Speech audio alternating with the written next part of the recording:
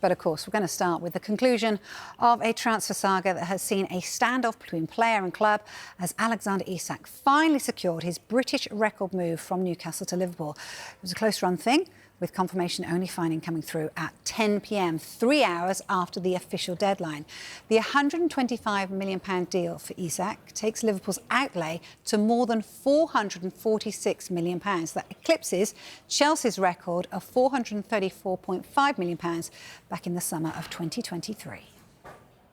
Alexander Isak is Liverpool's new number 9. They've confirmed it officially now.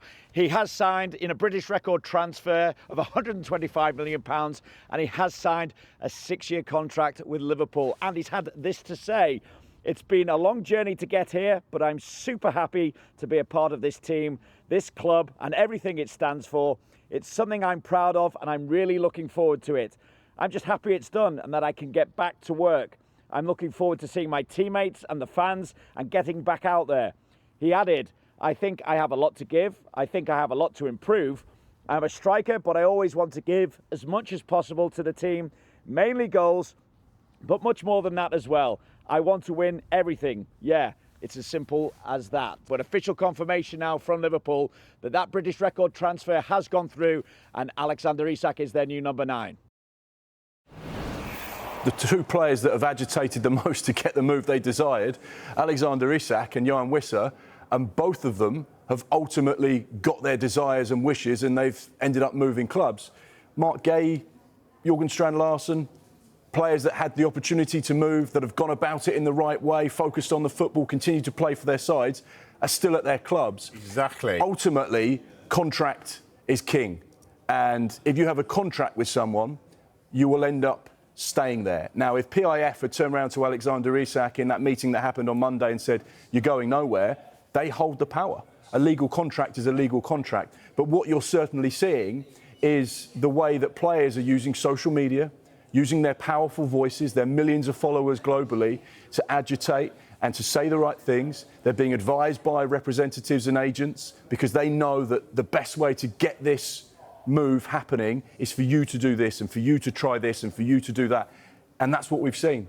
And it's going to be fascinating to see what happens between now and next summer, when hopefully we'll have another blockbuster window and see what kind of power players have. But then you could look at Carlos Baleba, Brighton, Manchester United interest, Brighton very firm, you're going nowhere. And Brighton have always been very firm with the players they sell. You're going nowhere until we say and we get the price. So it just depends on the ownership and the current situation with the player that they have a relationship with and the dynamic of that. And that's going to be key.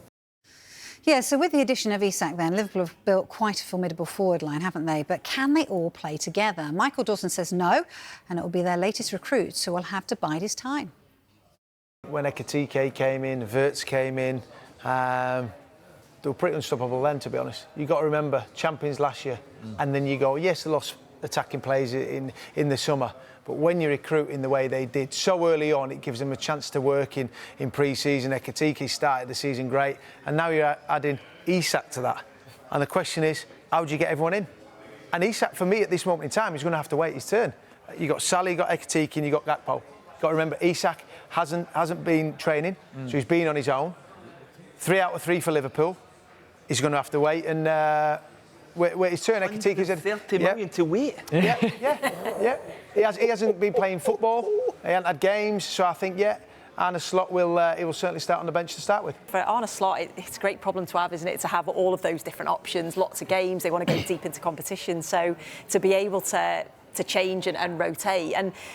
They can play in different positions as well, so I think that's another option. Because you looked at last season, it was Salah was the one that was going to start, and then it was one of the others would play in the other 2 positions. So, yeah, I actually agree with Dawson. I know what you're saying. You spent a lot of money on a player, but I think initially Ekitike would have to start, wouldn't he? Because he's had that game time. He's performed well. Isak's not. I think eventually he'll come and be the main number 9, of course he will. But you've got Champions League, and you've got to remember, Isak can pick up an injury. They've got so many games. In every competition that Liverpool compete in, they have to get to the latter stages. This sets a worrying trend for me, in that basically Isak has really gone out on a limb.